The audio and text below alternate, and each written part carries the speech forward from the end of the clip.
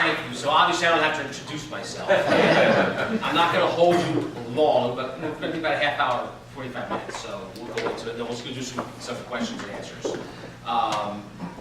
Obviously everyone in the room works for Comcast, and you are in sales.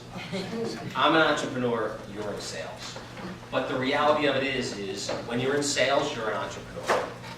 And you are the only employee in the company whose paycheck is derived from your results. Everyone else goes home on Friday with a paycheck, but in sales, you're really an entrepreneur. So what is an entrepreneur is really what you have to, if you peel back the onion and you think about what an entrepreneur is, because you're entrepreneurs.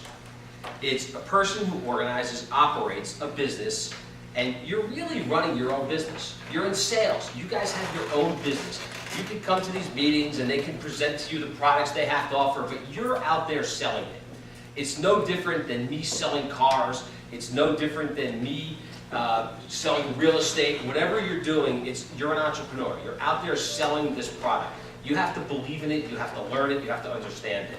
So an entrepreneur organizes, operates his business, takes on greater risk than normal financial risks in order to do so, which a salesperson does. You're taking on risk every day.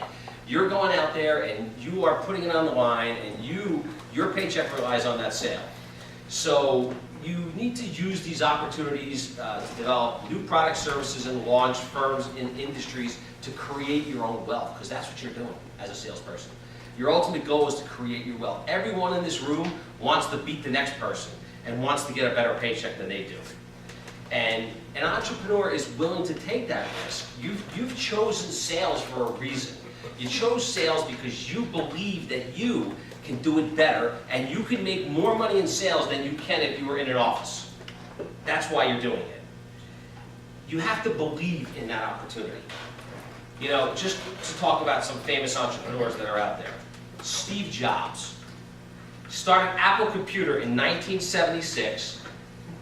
Following a long power struggle, Jobs was forced out of Apple in 1985. In 1997, Apple merged with Nextix, which in a few months, the merger, they called Jobs back and he became the CEO of Apple again. Fred Smith, while attending Yale, wrote his thesis, his paper, his economic thesis on an overnight delivery company, and failed. Failed! His professor said it will never work. Started his company. Within 26 months, he racked up $29 million in debt and had no money to make payroll. Got on a plane and went to Las Vegas, played blackjack, made enough money to cover payroll, went back, kept the company alive. Today, FedEx delivers 10.2 million packages a day and is in 220 countries, and he's worth $2.3 billion. From the age of a young man, I knew that I wanted to start my own business. I always knew that I wanted to be successful. I was a salesperson. I knew. I was just like everyone in this room. I believed in what I did. You believe in your product and what you do today. Clearly, I was an entrepreneur. You people are entrepreneurs. I barely graduated high school. Never went to college. So you, in this room, have an advantage over me. You're trained by a corporation, and you have a product that already exists. I had to go out and create it. So I proceeded to take different jobs after high school, and in 1982 I started my first company, a flash courier company, delivering packages throughout the tri-state area to lawyers, doctors. I started the company from one employee, me. I had a beeper, no cell phones, and a Rolodex. Not a Rolex, a Rolodex. Bobby, you still have yours.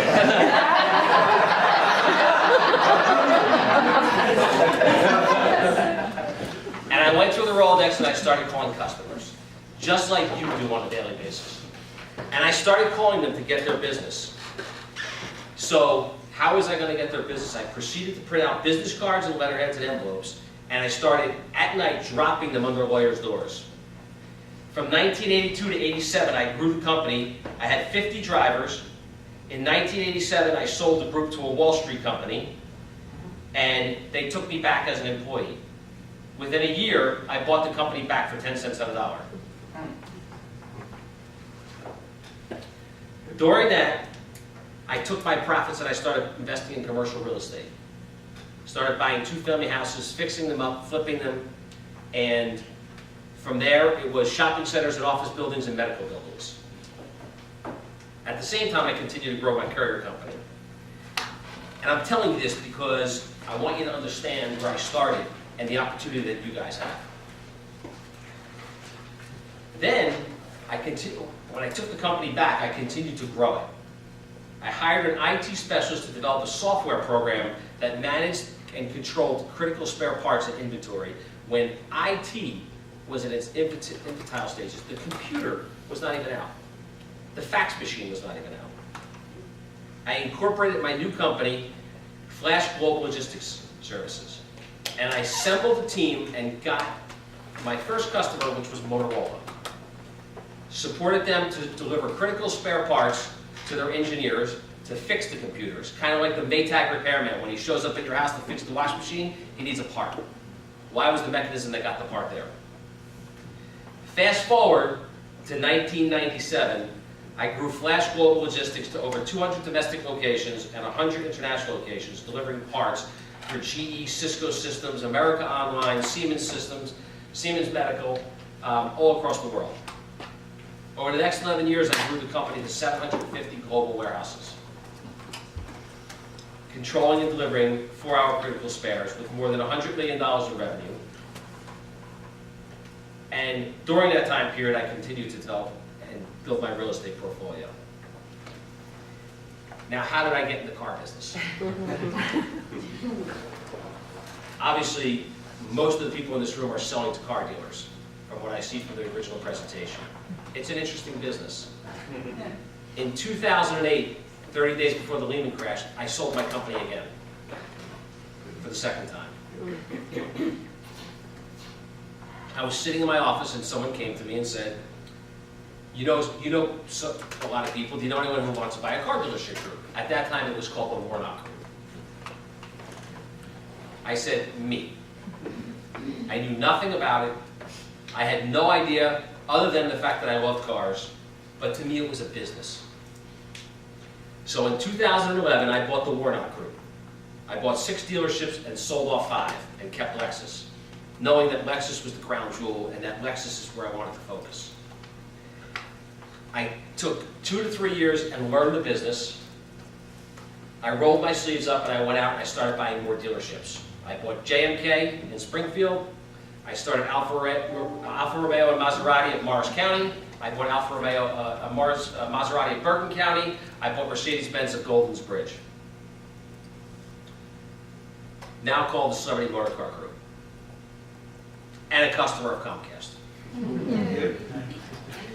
The company now has annual sales of $750 million. And I continue to operate and run my real estate portfolio. The question is, how did I do all that? Hospitality and customer service. You're in the sales business. I'm in the sales business. I sell real estate. I sold courier companies. I sold America Online when I was in the logistics business. I sold Motorola. I sat in the conference room of Cisco Systems with John Chambers, who asked me to open up 100 locations in Japan in 30 days for him, 100 warehouses. And how did I accomplish it? Through hospitality and customer service. I never said no. No was not a word in my vocabulary. The answer was yes, and I'll get it done. And that is how salespeople need to look at things. A salesperson needs to, what is hospitality and what makes a salesperson successful? You're selling software, you're selling advertising, I'm selling cars. They could buy my car anywhere. They can get a BMW, a Lexus, a Mercedes, anywhere. When I took the Lexus dealership over in 2011, we sold 1,353 new cars. I closed in December. This year, we'll do 4,500 new cars. How? We just had people come into my Lexus dealership from Lexus Corporate, from Toyota in Texas. And they came in because they wanted to interview my people and understand what we're doing different. And interesting to rewind, in my first dealer meeting in 2012, I sat by myself. No one knew me. No one even knew who I was. I was sitting there, and one of the heads of Lexus came up to me and he said, I'm watching your numbers, and it's amazing. He said, what are you doing differently? And I answered him, I'm not going to tell you because you're going to tell everyone else.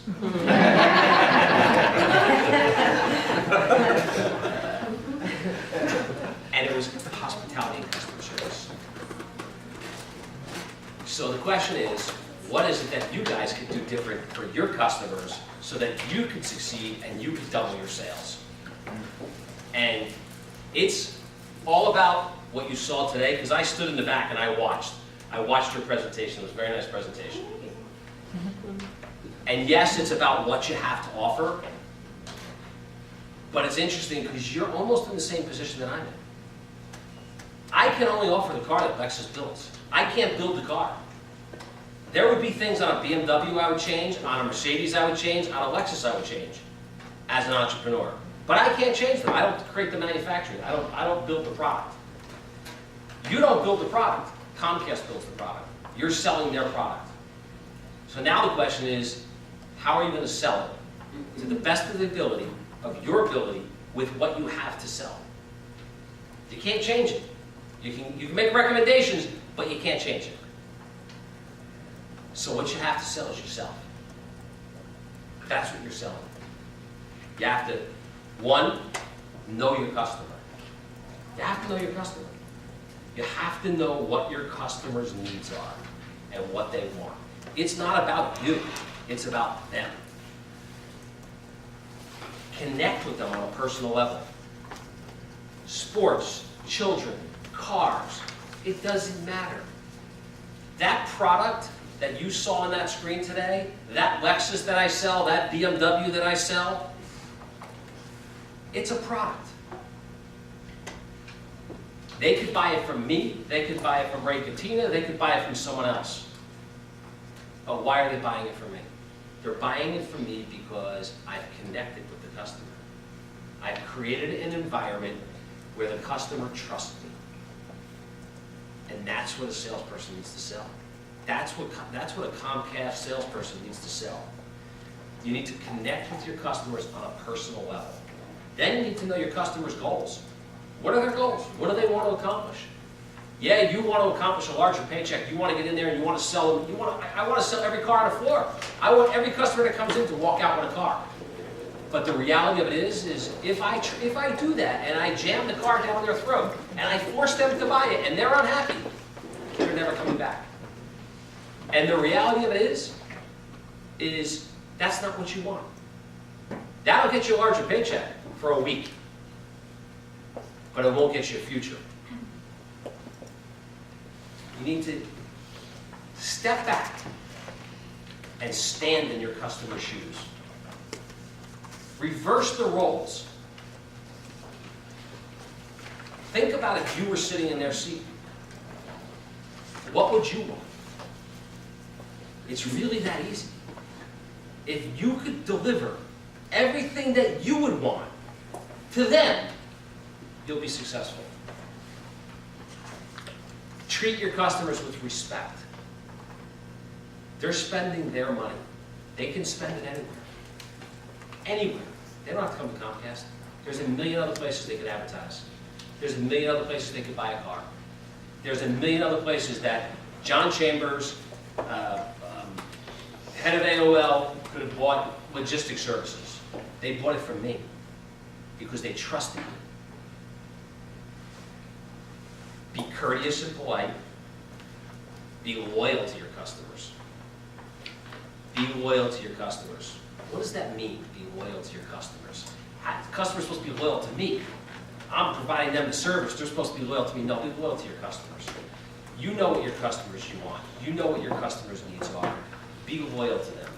You need to be there for the customer when they need you. Align the customer's needs with what you have to offer. Clearly, you only have you can only offer so much. You can only offer what Comcast is offering in their suite of services. I can only offer what Lexus or BMW or Mercedes is offering in their car. How do I align that with what the customer's needs are? How do I show the customer I can create value for them? It's not about we're the only cable company out there that you can advertise on. It's not about this is the only car you can buy. It's how you can align what you have with the customer's needs. Don't try and hit a home run with your customer. It's a bad recipe. Everyone goes in there and wants to kill. They want the $1 million account. They want this. But you know what? 4 singles is a home run. Build trust with your customers. Show a customer once. I tell my people in my service department, all of my service, I sit and I talk to the service advisors and I meet with the service advisors and the salespeople just like I'm meeting with you. And once, just once, tell a customer how you can save them money where they don't need something. Don't buy this. And watch how you build trust with them. Now you own them for life. They're yours. Your goal as a salesperson is to go in and sell them something, and I'm telling you to do the opposite. Go in and tell them what they don't need, and now you've built it and you've gained their trust. They don't want anyone else because they don't believe anyone else. They believe you. You told them they shouldn't spend their money. That's how you build customer relationships. That is what hospitality and customer service is about. You know, we all want to be successful. Everyone in this room wants to be a successful salesperson. And whether it's Comcast or your next career or wherever you're going to land or wherever you go in life, it's all the same. It doesn't matter what you do. You have to do it to the best of your ability. You can't come to work with your head down, not loving what you do, and not being passionate about it. Because passion is how you succeed. Customers feel it. You know, I told you a couple minutes ago that the people from Lexus Toyota came in and they wanted to visit my facility, and they did. They were in this week, and they wanted to come in and understand what we're doing differently. And when it was all over, and I wasn't a part of it, they called me downstairs, and I went downstairs to talk to them, and I said, how did it go? And they said, it went amazing. They said, from the minute I walked in the door, I felt something. And I said, well, what did you feel? And they said, I don't know. I can't tell you what I felt, but I felt it. It's passion. It's passion. Every single employee has passion in my organization. They believe in what they do. They want to go to work. They want to work there. I came out of my office the other day and I was walking to the restroom, and as I was walking, there's a customer quiet lounge upstairs, and there was a woman there, and she was on her laptop, and she said to me, are you Tom Maoli? And I said, yes. And she said, I see you on the commercials. And I said, that's Comcast. And I said, yes. Pleased to meet you. Are they taking care of you? Is everything okay? Do you have everything you need? And she said, I have to tell you something. I love coming here. And I said, great, that's wonderful. And then I proceeded to walk to the men's room, and I got there and I said, this is a car dealership. What do you mean she loves coming here? Who loves coming to a car dealership? But at that moment, I realized whatever I was doing and whatever my people were doing, it was working. And that's success. That's what you need to create. You can't walk in. You can have listen, we all have bad days. I get up in the morning, I have bad days. I'm tired, I'm aggravated. My kid's got a problem at school. You gotta put it aside. When you walk in there, it's game time.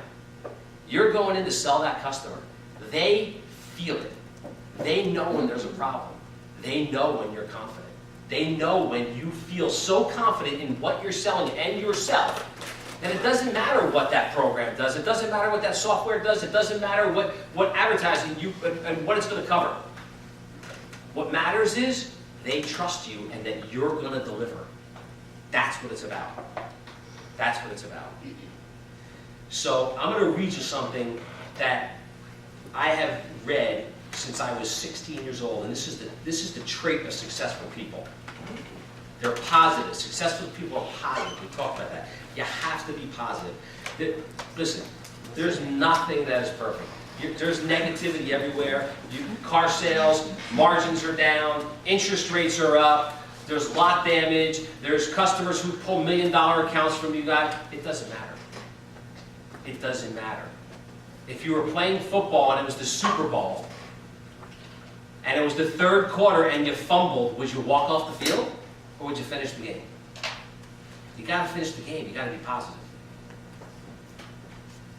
I said this in the beginning of my conversation. You got to say yes to everything.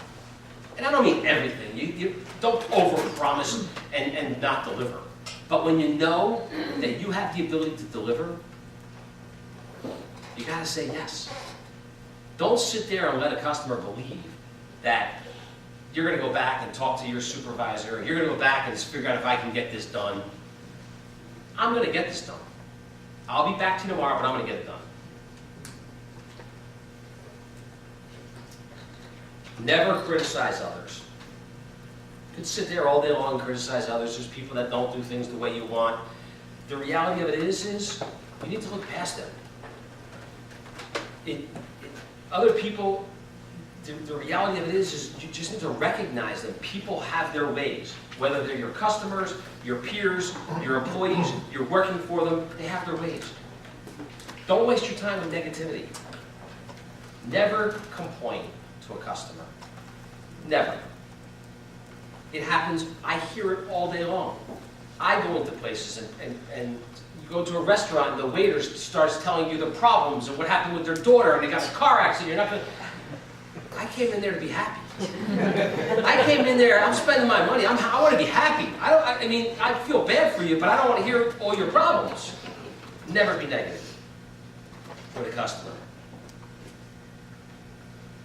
They offer help for free. That goes back to offering your customer, showing them where they can save money, showing them what they shouldn't buy. Build that trust. They smile. You know, it's interesting. A smile is so important. It telegraphs your mood, who you are. You know, they say a smile's contagious. You smile and other people smile. And all of a sudden they feel happy. They're like, I don't know why I feel great. I don't know why I'm here. I feel good. I want to buy something. Sell me something. Offer solutions. Listen to your customer, what their needs are, and offer solutions. You're there to offer a solution. That's what you're selling, a solution. They need advertising. Somebody comes in my dealership, they need a car. I'm going to sell them one. I'm going to offer them a solution. You don't like Lexus, I'm going to sell you a BMW. You don't like a 4-door, I'm going to sell you a 2-door. I'm going to offer you a solution. Tell me what you want. You have to be generally interested in other people. If you're not interested in learning and connecting with other people, you'll never be successful. You have to be interested. Listen more than talk. We're salespeople. We love to talk. I'm a car guy now. I love to talk. I love to go out there. I love to sell. I love to talk to people. But the reality is you have to listen. You have to listen to what they want. You have to listen because they're the ones that are telegraphing what they want. They'll say it. It'll come out. But you have to listen. Make them feel important.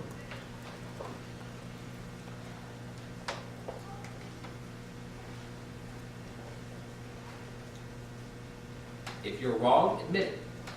People make mistakes. I made a lot of mistakes. If I had a list of my mistakes, we'd be here until about 2 o'clock in the afternoon. When you make a mistake and you admit it, the customer feels like, wait a minute, they didn't sweep it under the rug. They didn't hide it. They're dealing with it. Encourage other people. Take responsibility. Be excited in what you do. Learn everything you can. Everything. It doesn't matter what it is. Learn it. It could be about cars. You could be talking to me, who owns a dealership, and you could have a conversation with me about a car, and that'll connect with me. And all of a sudden, I bought your services. Learn. But if you don't know about it, and you're pigeonholed into what you think you're supposed to know, that's all you're ever going to know. Network. Number one key. My daughter's in High Point University in North Carolina. Her major is entrepreneurship. And the key word that they teach all of the children in the program is network. Network. You have no idea. You know how many events I've been invited to? And at 3 o'clock in the afternoon, I tell my secretary, cancel. I can't go tonight. I can't. I'm exhausted. I was out till late. No, you have to go. I said, okay. I show up, and I'm driving there, and I'm like, this is not gonna, I'm exhausted. I don't want to go to this thing. Why did I book this? And then you get there, and all of a sudden, it's like, bam. You meet this person, you meet that person, you meet that person, and all the business is pouring in. And you're like, was I crazy? What was I thinking? You have to go. You have to network. You have to be involved with people. You have to go to events. You have to get out there, because that's how you meet people. Persistence. Customer says no. Doesn't mean you have to scream and yell at them and say, why didn't you buy my services? Why didn't you buy Comcast? What did I do wrong? No. Just figure out another way. Persistence. Don't give up. Don't give up. Someone who's spending their money loves when someone's chasing them. Chase me. Eventually you're going to get my money, because I know that you want to provide the service that I need. You want it. Optimistic. Got to be optimistic to be successful. Focus. Stay focused. Your job today is Comcast. It may not be your lifetime career. I tell this to my daughter. If you ask me if I was going to be in the car business, if I went to a fortune teller and said I was going to be in the car business, I'd say, you're out of your mind, give me my money back. But the reality of it is whatever you're in, focus. This is where you're at, and the moment. You're on the football field, play the game. You can start looking at basketball and baseball and football and hockey when you get off the field. While you're on the field, focus. Be open-minded. We're living in a world. I had this conversation. I went out with my bankers for a drink about a month ago. And they wanted to pick my brain as an entrepreneur, because they wanted to know, what is it that I see as a businessman in the world of business that's changing, so that they know how to deal with who they're lending to and how they lend money to and how they're treating their customers. And I said, you know, the hardest thing is, if I look backwards, my grandfather came from Italy, and when he came from Italy, he started his own business. And a business cycle is 50 years. He was in business his whole life. Then my father was in business, and those business cycles were 25 years. And when I started my business, I looked at business cycles, and they were 10, 12 years. Now they're years or months. Technology moves so quickly, things change immediately. You need to adapt. You need to be able to change. If you think that what you're doing today is what you're going to be doing in 5 years from now, you're wrong. You may still be working for Comcast, but it's going to be entirely different. If you look back 5 years ago, 3 years ago, it was entirely different. Technology is changing at the speed of light. You need to be able to adapt, you need to be able to change. If not, you'll never be successful. So with that being said, I wish everybody in the room all the success. Stand firm on your morals and values, because that is the most important thing. and go after your dreams.